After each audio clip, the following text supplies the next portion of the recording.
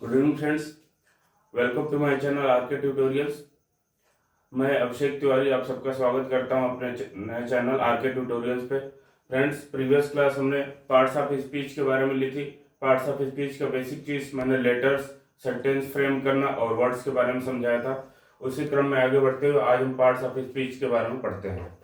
Parts of speech के eight प्रकार के बारे में हमने आपको बता दिया था। 8 टाइप्स जो होते हैं: noun, pronoun, adjective, verb, adverb, preposition, conjunction, interjection and article. इनके बारे में मैंने आपको पहले कल ही समझाया था।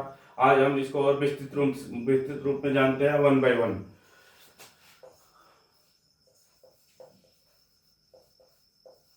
Parts of speech.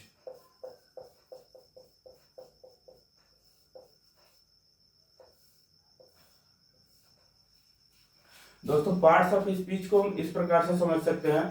Parts of speech क्या होता है? ये एक पूरी इंग्लिश लैंग्वेज के अंदर जितने शब्द हैं, इन शब्दों के समूह को हम पार्ट्स ऑफ स्पीच के नाम से जानते हैं। पार्ट्स ऑफ स्पीच का मतलब हुआ स्पीच के पार्ट्स। जो भी स्पीच या भाषा या बोली जब हम बोलते हैं, उसके सारे पार्ट्स को पार्ट्स ऑफ स्पीच के नाम से जानते हैं। उदाहरण के लिए, हमारे घरों में बिरयानी बनती है। हम बिरयानी का उदाहरण लेके समझते हैं, ताकि छोटे छोटे एग्जाम्पल्स के बारे में मैं समझाना चाहूंगा दोस्तों, ताकि कॉन्सेप्ट बिल्कुल एक क्रिस्टल क्लियर रहे आपके माइंड में। आप डेफिनेशन बिल्कुल न रटे। मैं जो कॉन्सेप्ट बताने जा रहा हूँ और कॉन्सेप्ट समझने की कोशिश करिए। पार्ट्स ऑफ स्पीच, मान लीजिए घर में आपके बिरयानी बनती है। बिरयानी में क्या चावल पड़ते हैं, मसाले पड़ते हैं, तेज पत्ता पड़ता है, नमक पड़ता है, इत्यादि इत्यादि उसके अंदर मटेरियल पड़ते हैं। तो पार्ट्स ऑफ स्पीच को अगर हम पूरा बिरयानी समझ लें, और जो इसके इंग्रेडिएंट्स होते हैं, rice,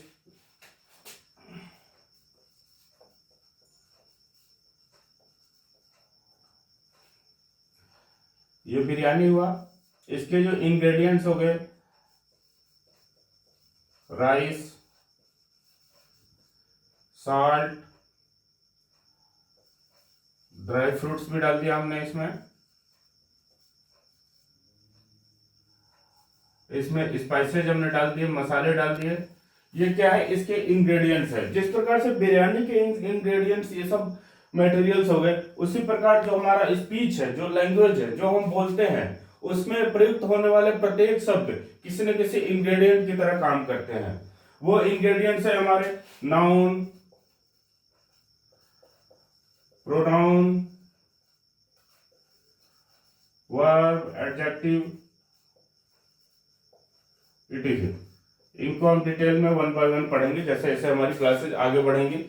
parts of speech, parts of speech को हम स्पीच की कैटेगरी के बारे में की तरह इसको हम क्लासिफाई कर सकते हैं। अब हम आगे बढ़ते हुए पार्ट्स ऑफ स्पीच का जो पहला पार्ट हमने आपको पढ़ाया था, पहला पार्ट क्या पढ़ाया था आपने? नाउन। जो फर्स्ट पार्ट ऑफ स्पीच है हमारा, वो नाउन होता है।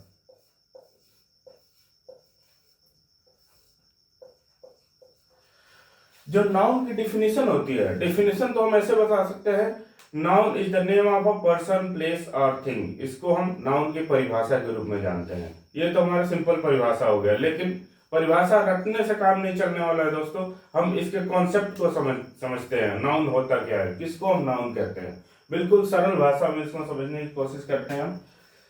हमारे यूनिवर्स में जो भी चीज है, चाहे वो आपकी भावनाएं हैं, आपकी फीलिंग्स है, चाहे संसार की कोई वस्तु है, या कोई जानवर है, या दुनिया की कोई भी क्रिएचर है, उसके नाम को हम नाउन से जानते हैं। Noun is nothing, simply it is a naming word. ये किसी भी चीज का नाम होता है। नाउन, नाम, प्रोनाउंसिएशन में भी बहुत सिमिलर है। किसी चीज के नाम को हम नाउन के नाम से जानते हैं। अब वो जो यूनिवर्स में कोई भी चीज होती है, वो तीन ही प्रकार से हो सकती है। या तो पर्सन कोई होगा, या कोई इंसान होगा, या प्लेस होगा, या थिंग होगी, या कोई वस्तु होगी। पर्सन, प्लेस और थिंग, इन्हीं तीनों क्लासिफिकेशंस के अंदर पूरी यूनिवर्स बटी हुई है। इसके इतर कुछ भी नहीं होता इस दुनिया में। तो इन चीजों के नेमिंग वर्ड को हम नाउन के नाम से जानते हैं। डेफिनेशन आप अपने नोटबुक में नोट कर लीजिए दोस्तों। Noun is the name of a person, place और थिंग।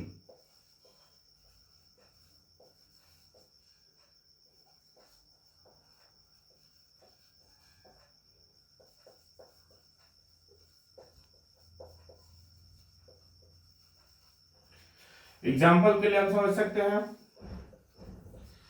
पर्सन्स में पर्सन का नाम हम ले लेते हैं राम, जैसे कि राम, श्याम। अब कुछ एग्जाम्पल हम प्लेस के ले लेते हैं। प्लेसेस में हम जैसे बलिया से हम बात कर रहे हैं तो हम बलिया का नाम ले लेते हैं बलिया। हम जिस स्टेट से बात कर रहे हैं उस स्टेट का नाम ले लेते हैं Uttar Pradesh.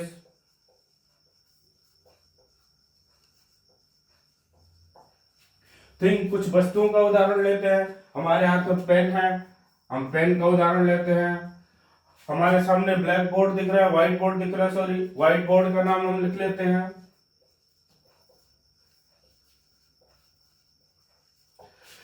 These all examples comes under the name of a noun. These all are naming words, so these all are nouns. अब हम आगे बढ़ते हुए नाउन के प्रकार के बारे में भी पढ़ेंगे। नाउन 5 टाइप के होते हैं दोस्तों।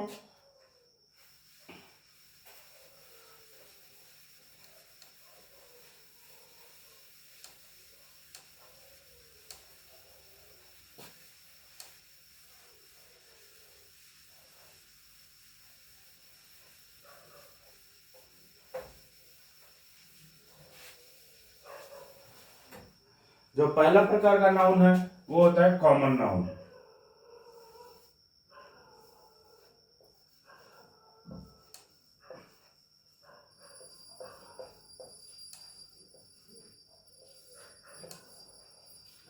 As the name suggest, common noun. Common का तात्पर्य क्या होता है? कॉमन से हमारा अभिप्राय होता है जो कि सामान्य हो, जो कि हर क्लासिफिकेशन के ऊपर लागू होती हो, हर दो या दो से अधिक वस्तुओं पर लागू होती है, उसको हम कॉमन बोलते हैं।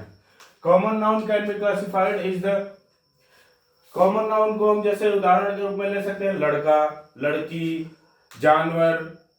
जैसे जानवर उदाहरण लेते हैं, जानवर के अंदर कई प्रकार के जानवर आ सकते हैं। गाय भी जानवर ही होती है, बकरी इज ऑल्सो जानवर, भैंस भी जानवर का ही उदाहरण होता है। तो हम अगर एनिमल शब्द लेते हैं, animal is the example of common noun, boy is also example of common noun. उसी प्रकार से सिटी,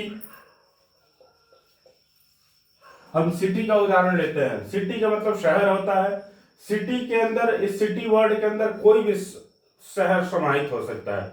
वो शहर हिंदुस्तान के किसी कोने पे, विश्व के किसी कोने पे, या कहीं का भी कोई शहर हो, उसको हम सिटी के नाम से जानते हैं। Example monument.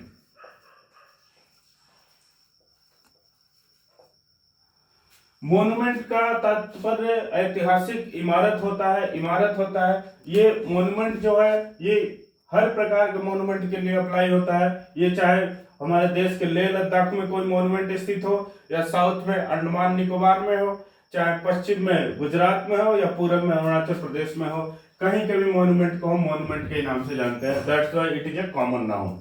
अब हम कॉमन नाउन का एक डेफिनेशन भी देख लेते हैं, उसको आप कॉपी पेन पे अपने पेपर पे नोट कर लीजिए दोस्तों, तो आपको काम आएगा। कॉमन नाउन को हम इस तरीके से डिफाइन कर सकते हैं,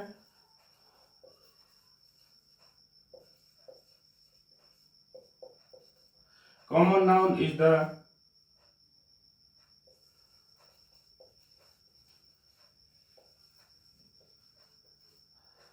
common name of any person, place or thing।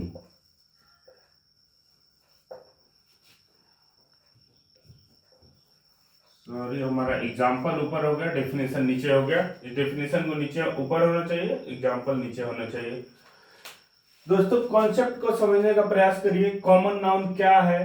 क्योंकि हम किसी प्रकार के, हिंदी में इसको हम जातिवाचक संज्ञा के नाम से जानते हैं। नाउन संज्ञा होता है, कॉमन नाउन ही जातिवाचक संज्ञा। जिस शब्द से हमें किसी जाति का बोध हो, किसी भी स्थान, व्यक्ति या वस्तु के नाम के जाति का बोध हो, उससे हम कॉमन नाउन बोलते हैं। एनिमल हमारा जानवर जाति से हो गया, लड़का एक जाति है, शहर जाति, मोन्यूमेंट जाति। तो दैट्स व्हाई कॉमन नाउन के उच्चारण से हमें एक जाति का बोध होता है। That's why it is the name of common noun. उसी प्रकार से हम अगला एग्जांपल देखते हैं, प्रॉपर नाउन।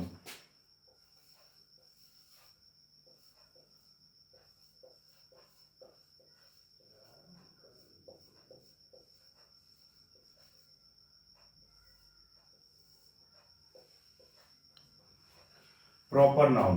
प्रॉपर नाउन क्या होता है? कॉमन नाउन के जस्ट अपोजिट होता है। It is the just opposite of common noun. जैसे कॉमन नाउन के अंदर हम संपूर्ण जाति की बात कर रहे हैं, जानवर जाति, लड़का जाति, शहर, मॉन्यूमेंट। अब हम किसी विशेष अगर जानवर का नाम ले, जैसे जानवरों में बकरी एक जानवर है, goat, that will be the example of proper noun. Goat, cow, cat, dog, these all are the examples of proper noun. Same है बॉय। बॉय की हम बात करते हैं, राम एक लड़का है तो राम प्रॉपर नाउन आ जाएगा, बॉय उसका कॉमन नाउन है। सिटी, अभी अभी अभी थोड़ी देर पहले हमने बलिया सिटी का एग्जांपल दिया, that Ballia is the example of proper noun. Monument, monument हमने उदाहरण दिया था। मॉन्यूमेंट क्या होता है? ऐतिहासिक इमारत होती है। जैसे सबसे विख्यात जो ऐतिहासिक इमारत है हमारे हिंदुस्तान की, ताजमहल, जो कि आगरा में स्थित है। अगर हम ताजमहल का उदाहरण लेंगे, Taj Mahal will be the proper noun and that it comes under monument, monument will be the common noun. दोस्तों, आपको कोई भी डाउट हो आप कमेंट बॉक्स के माध्यम से हमें हमसे डाउट पूछ सकते हैं। I will you are most welcome on the comment box for clearing any doubt. Proper noun may be defined as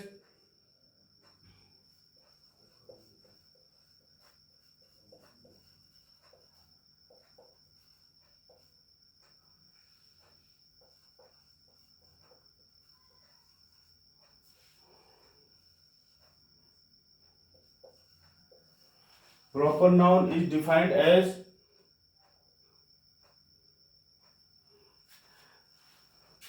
as a specific name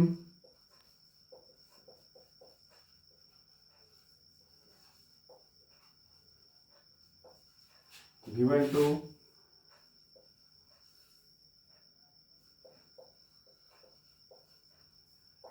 person, place or thing।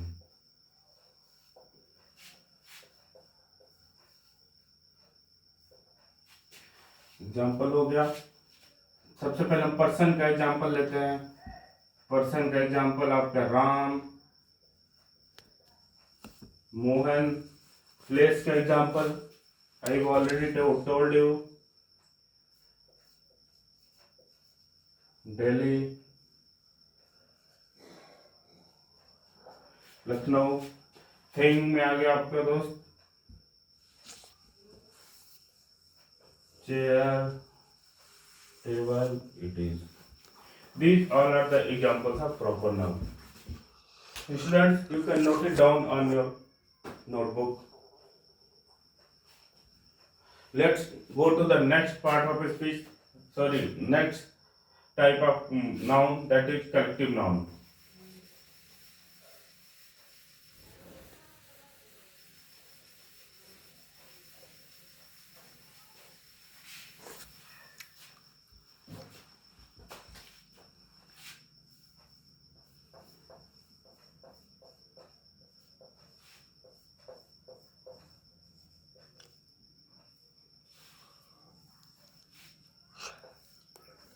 Collective noun जो है हमारे noun का तीसरा प्रकार है। Collective noun वो noun होता है जिससे हमें किसी समूह का बोध होता है। वो समूह किसी व्यक्ति का हो सकता है, किसी स्थान का हो सकता है, किसी वस्तु का हो सकता है।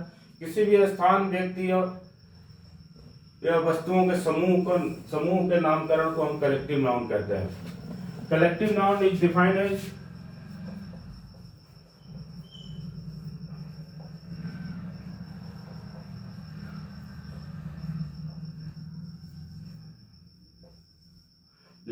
the name of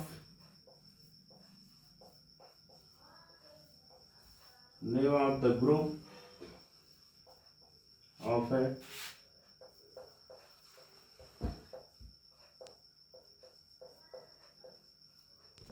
person, place or thing।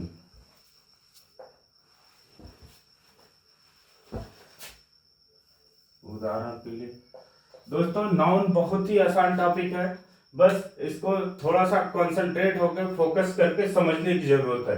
एक बार समझ लेंगे, जिंदगी में कभी कंसेप्ट आपके दिमाग से निकलने वाला नहीं है। ये इतना आसान टॉपिक है और इतना इजीली आप इससे कॉम्पिटिटिव एग्जाम से मार्क्स गेन कर सकते हैं जितना इजी कोई और टॉपिक नहीं हो सकता। Very easy. वैसे आप लोगों ने अपने स्टूडेंट स्कूल लाइफ में ये सब पढ़ रखा होगा। आजकल ये बहुत ही जूनियर क्लासेज के सिलेबस में भी पार्ट्स ऑफ स्पीच दिया हुआ होता है, तो ये कोई नई चीज नहीं है। बस इसको आइडेंटिफाई करना आपको आना चाहिए कॉम्पिटिटिव एग्जाम्स क्रैक करने के लिए। कलेक्टिव नाउन का एग्जांपल हो गया पीपल। पीपल का अर्थ होता है लोग। पीपल में एक इंसान को या एक आदमी को कभी हम पीपल का नाम नहीं देते हैं। People is always the group of men or women. Sorry. People, bunch of grapes.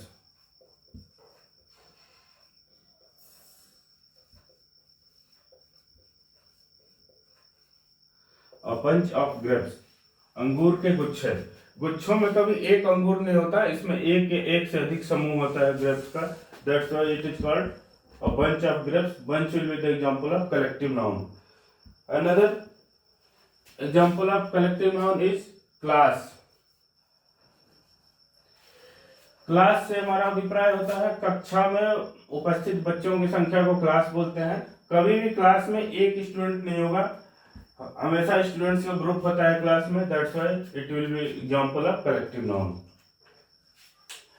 Next,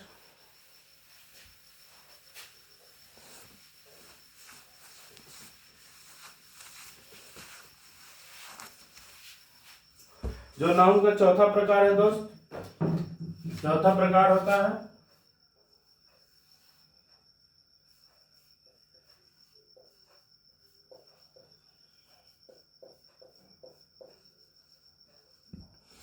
abstract noun. Abstract noun को हिंदी में भाववाचक संज्ञा के नाम से जानते हैं। ये इस प्रकार की संज्ञा होती है, ऐसा नाउन होता है जिससे हम फील तो कर सकते हैं बट इसको ना हम टच कर सकते हैं, ना इसे देख सकते हैं, ना ही हम इसे सूंघ सकते हैं, ना इसे टेस्ट कर सकते हैं। ये भाववाचक संज्ञा होती है। It is a feeling only. इसको हम डिफाइन इस तरीके से कर सकते हैं,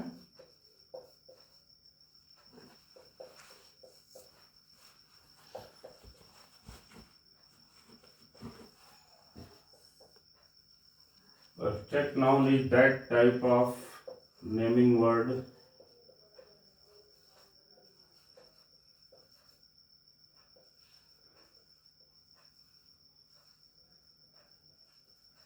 which cannot be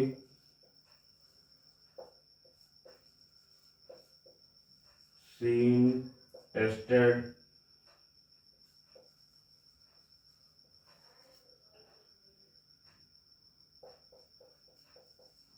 it can only be felt.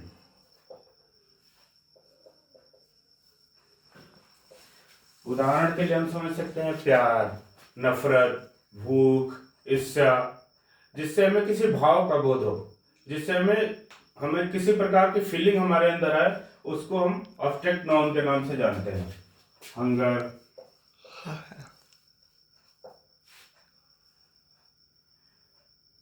Test, ये भी हो गया एब्स्ट्रैक्ट नाउन का example. Love, hate, these all are the examples of abstract noun. Now the last part of the noun we will see today is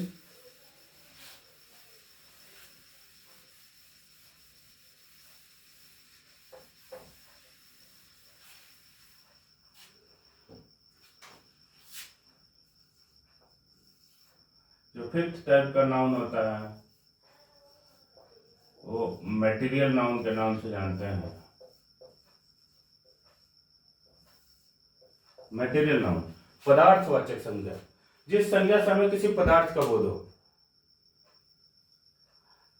ऐसी संज्ञा जिसका उच्चारण सुनते ही, जिसका नाम सुनते ही हमारे दिमाग में किसी पदार्थ का अनुभव होने लगे, उसको हम मटेरियल के नाम से जानते हैं। Material noun As the name suggests,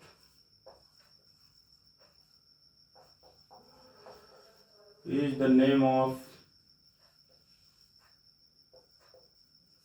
any material.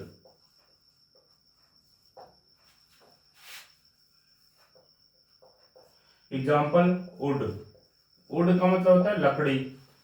लकड़ी से हमारा तात्पर्य किसी मटेरियल से है। लकड़ी एक मटेरियल होता है। ग्लास, कांच को ग्लास बोलते हैं। डायमंड, गोल्ड, मेटल, ये मटेरियल नाउन का एग्जाम्पल हो गया। तो फ्रेंड्स हमने देखा 5 टाइप के नाउन देखा हम। Common noun, proper noun, collective noun, abstract noun, then material noun. ये 5 टाइप के नाउन होते हैं दोस्तों। बहुत ही इजी है समझना, बहुत ज्यादा रटने की जरूरत नहीं है। एक बार दिमाग में कॉन्सेप्ट बना लीजिए, कभी नहीं भूलेंगे। अब इन पांचों नाउन को देखने के बाद एक और नाउन की क्लासिफिकेशन होती है जो इन 5 से अलग होती है। Let's see another type of classification of noun.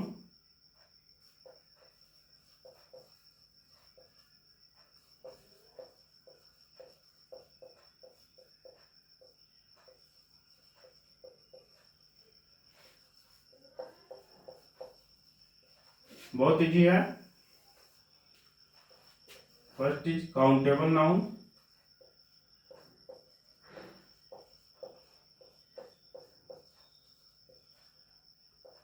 and the second is uncountable noun.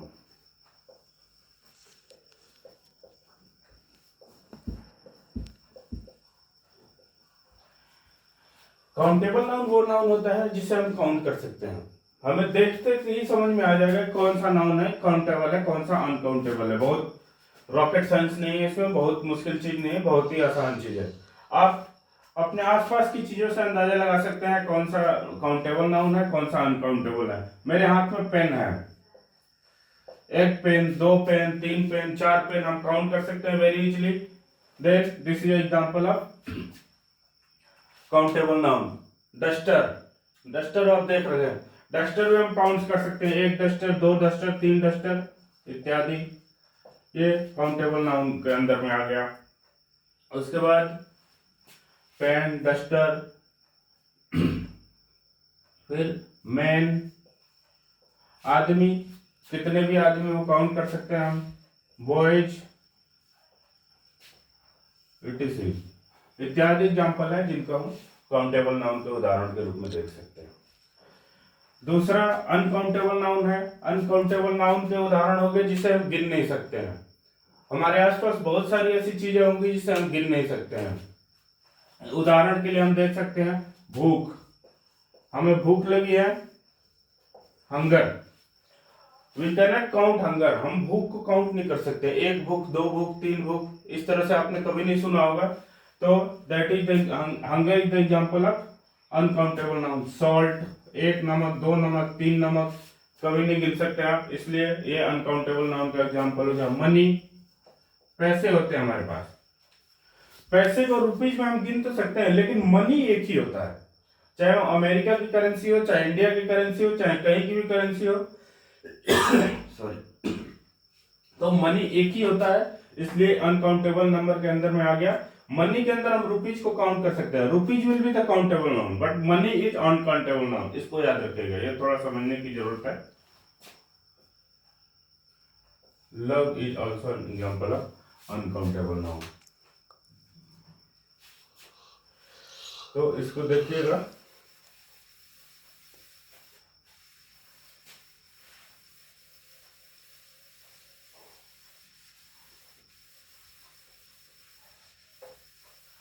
ये तो हमने नाउन के बारे में देख लिया। अब नाउन के बारे में मैं कुछ स्पेसिफिक चीजें दोस्तों आपको बताना चाहूंगा जिसको आपको अपने दिमाग में रखना होगा।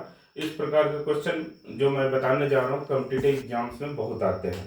जैसे कुछ कुछ वर्ड्स जो होते हैं जिनके लास्ट में एस आता है। हमारे दिमाग में एक कॉन्सेप्ट बना हुआ है, जिस भी वर्ड के लास्ट में एस आ गया उससे हम प्लूरल का सेंस ले लेते हैं, प्लूरल समझ लेते हैं, और एस नहीं लगा है तो उसे हम सिंगुलर समझ लेते हैं। तो हमारी अंग्रेजी भाषा के अंदर कुछ ऐसे शब्द होते हैं दोस्त जिसके लास्ट में एस तो लगा होता है लेकिन वो प्लूरल नहीं होता है। एग्जाम्पल के लिए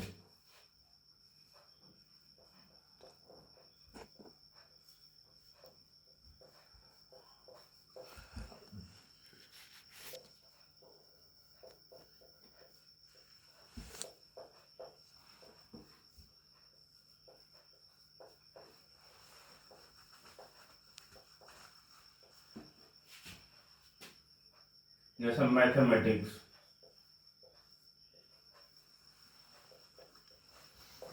मैथमेटिक्स हो गया, फिजिक्स हो गया, एथलेटिक्स,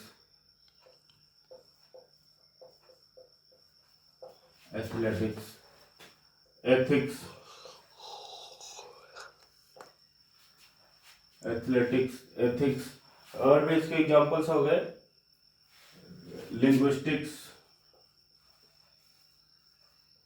इसमें ज्यादातर विषयों के नाम है, जैसे मैथ, फिजिक्स, लिंग्विस्टिक्स, ये भी एक विषय का ही पार्ट है। इनिंग्स, जो क्रिकेट या कोई सा मैच होता है उसके इनिंग्स को भी हम बोलते हैं इनिंग्स। इस प्रकार के तमाम वर्ड हैं जिसे प्लूरल नहीं समझा जाना चाहिए, वो प्लूरल होते ही नहीं है, वो एक सिंगुलर ही होते हैं, ये इनका प्लूरल कभी बनता ही नहीं है। ये पहली बात है। दूसरी चीज ये है, कुछ वर्ड्स अपने आप में प्लूरल ही होते हैं।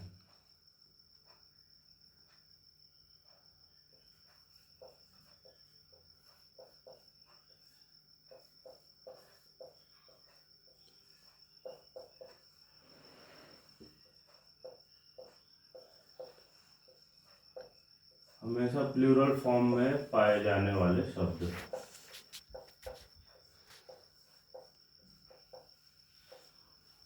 जैसे सीजर। सीजर कैंची होता है, क्योंकि कैंची के दो पार्ट होते हैं हमेशा, इसलिए उसको सीजर्स के रूप में जानते हैं। ट्राउजर, जो हम पैंट पहनते हैं, ट्राउजर्स इज ऑलवेज प्लूरल।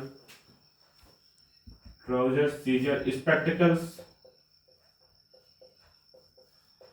जो चश्मे पहनते हैं, इसमें भी दो ग्लासेज होते हैं, इसलिए हमेशा ये प्लूरल फॉर्म में पाया जाएगा। Glasses, sorry, sun glasses, it's better to write sun glasses here.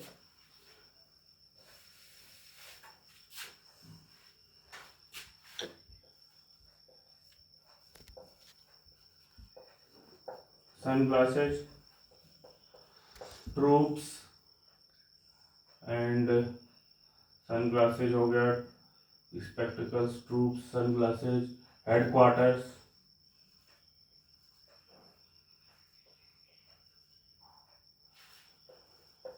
इतने एग्जाम्पल समझिए। जो तीसरी इंपॉर्टेंट नाउन के बारे में याद रखने वाली चीज है, अनकाउंटेबल नाउन जो होते हैं, जो हमने अभी समझाया आपको।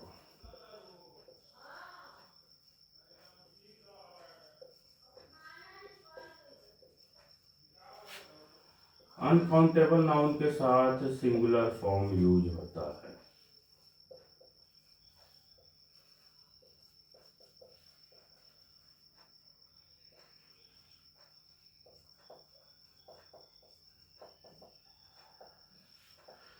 दोस्तों, जिन्होंने हमारी कल की क्लास देखी होगी, कल की क्लास में हमने सेंटेंस का स्ट्रक्चर बताया था। सेंटेंस में क्या होता है, आपका सब्जेक्ट होता है, प्लस वर्ब होता है, प्लस ऑब्जेक्ट होता है। तो इस सेंटेंस के इस स्ट्रक्चर में जहां पे सब्जेक्ट सिंगुलर होगा वो सिंगुलर वर्ब लेगा, और जो अगर प्लूरल वर्ब सब्जेक्ट होगा तो प्लूरल वर्ब लेगा। और सिंगुलर वर्ब और प्लूरल वर्ब की क्या पहचान होती है, अगर सिंगुलर सब्जेक्ट है तो वर्ब सिंगुलर लेगा, मतलब वर्ब के साथ एस या ईएस आएगा, ये सिंगुलर वर्ब के साथ होगा। अगर प्लूरल सब्जेक्ट होगा तो वर्ब प्लूरल फॉर्म में आएगा, कोई एस या ईएस नहीं कनेक्ट होगा, प्लूरल वर्ब यूज होगा यहाँ पे विदाउट। मैंने ये चीज आपको क्यों समझाया, क्योंकि जो भी काउंटेबल नाउन होता है, अनकाउंटेबल, जैसे फर्नीचर,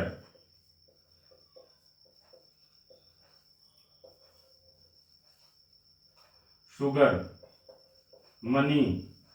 ये ऐसे वर्ड्स हैं दोस्त जो अगर सब्जेक्ट के रूप में किसी सेंटेंस में यूज होंगे तो कभी भी ये प्लूरल वर्ब यूज नहीं करेंगे, वर्ब का प्लूरल फॉर्म यूज नहीं होगा इनके साथ, ये हमेशा सिंगुलर रूप में ही यूज होते हैं।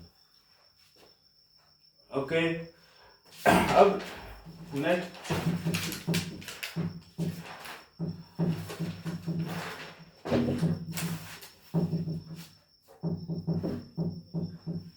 कुछ वर्ड्स ऐसे होते हैं दोस्त, मैं इस एग्जांपल को मिटाना चाहूंगा ताकि नीचे भी लिख पाऊं।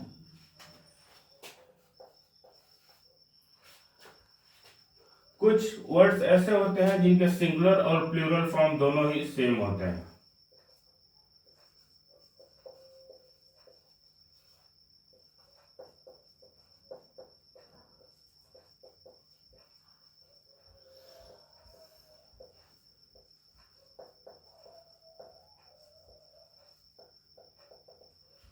जैसे एयरक्राफ्ट, एयरक्राफ्ट का मतलब होता है जहाज। अगर हम एक जहाज के बारे में बात करेंगे तो भी एयरक्राफ्ट बोलेंगे, दो जहाज के बारे में बात करेंगे तो भी एयरक्राफ्ट बोलेंगे, तीन के बारे में बोलेंगे तो भी एयरक्राफ्ट बोलेंगे, 10 के बारे में बोलेंगे तो भी एयरक्राफ्ट नाम से जाना जाता है। डियर, डियर का मतलब हिरन, 1 2 3 10 कितने भी हिरन हो उसको डियर के ही नाम से जाना जाता है। Council, this is that type of word, ये भी दोनों रूप में सेम ही रहता है, सिंगुलर या प्लूरल दोनों रूप में सेम रहता है।